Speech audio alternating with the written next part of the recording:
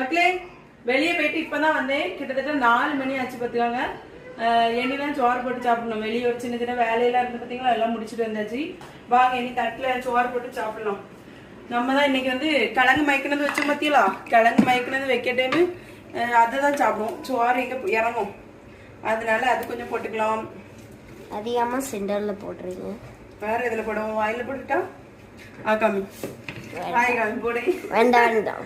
அப்புறமா மீன் அரப்பு, பூமீன் அரப்பு இருந்து பார்த்தீங்களா, ஒரு மீனை எடுத்துக்கலாம்.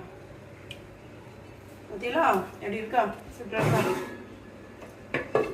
அதுக்கப்புறமா பொரிச்ச மீன். எங்க வீட்டுல எங்க மாமி மாமா எல்லாம் பொரிச்ச மீன்லாம் ரொம்ப சாப்பிட மாட்டாங்க. இதுல என்ன இருக்கு, ரசம் வேண்டாம்.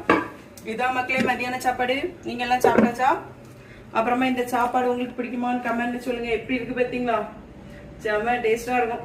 கிழங்கு கூட